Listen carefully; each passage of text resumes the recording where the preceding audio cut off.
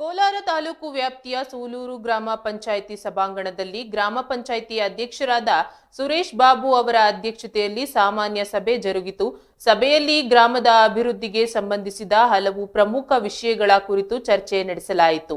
ಸಭೆಯನ್ನುದ್ದೇಶಿಸಿ ಮಾತನಾಡಿದ ಅಧ್ಯಕ್ಷ ಸುರೇಶ್ ಬಾಬು, ತೆರಿಗೆ ವಸೂಲಿ, ನರೇಗಾ ಕಾಮಗಾರಿಗಳು, ಕುಡಿಯುವ ನೀರು ಪೂರೈಕೆ, ಚರಂಡಿ ಸ್ವಚ್ಛತೆ, ಬಳಕೆಯಾಗದ ನೀರು ನಿರ್ವಹಣೆ, ಬೀದಿ ದೀಪಗಳ ವ್ಯವಸ್ಥೆ ಸೇರಿದಂತೆ ಹಲವಾರು ವಿಷಯಗಳ ಬಗ್ಗೆ ಚರ್ಚೆ ನಡೆಸಿದ್ದಾರೆ.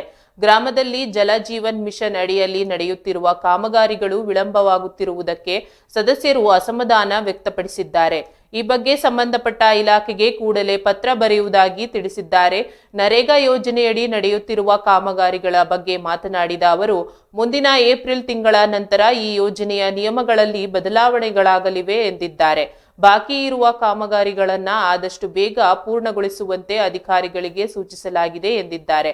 ಹೊಸ ಕಟ್ಟಡದಲ್ಲಿ ನಡೆದ ಮೊದಲ ಸಭೆ ಇದಾಗಿದ್ದು, ಪಂಚಾಯಿತಿಯ ಅಭಿವೃದ್ಧಿಗೆ ಎಲ್ಲ ನೌಕರರ ಸಹಕಾರ ಅಗತ್ಯವಾಗಿದೆ ಎಂದು ತಿಳಿಸಿದ್ದಾರೆ.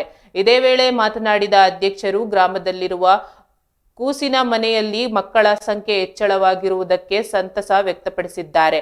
ಆರಂಭದಲ್ಲಿ ಕೇವಲ 2 ಮಕ್ಕಳಿದ್ದ ಕೂಸಿನ ಮನೆಯಲ್ಲಿ ಇಂದು 12 ಮಕ್ಕಳು ಇರುವುದು ನಮ್ಮೆಲ್ಲರಿಗೂ ಖುಷಿ ತಂದಿದೆ. ಇದು ನನಗೆ ತಿಳಿದ ಮಟ್ಟಿಗೆ ಯಾವ ಪಂಚಾಯಿತಿಯಲ್ಲೂ ಇಲ್ಲ ಎಂದುಕೊಂಡಿದ್ದೇನೆ ಎಂದು ಹೇಳಿದ್ದಾರೆ.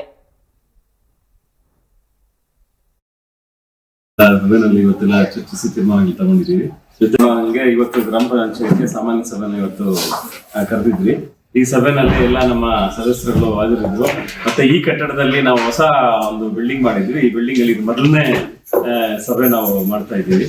ಮುಂಚೆ ಎಲ್ಲ ಕೆಳಗಡೆ ಬಿಲ್ಡಿಂಗ್ ಅಲ್ಲಿ ಮಾಡ್ತಾ ಇದ್ವಿ. ಈಗ ಹೊಸ ಕಟ್ಟಡ ಕಟ್ಟಿದ್ದಾದ್ಮೇಲೆ ಫಸ್ಟ್ ಮೀಟಿಂಗ್ ನಾವು ಇವತ್ತು ಈ ಒಂದು ಸಭಾಂಗಣದಲ್ಲಿ ಮಾಡಿದ್ದೀವಿ.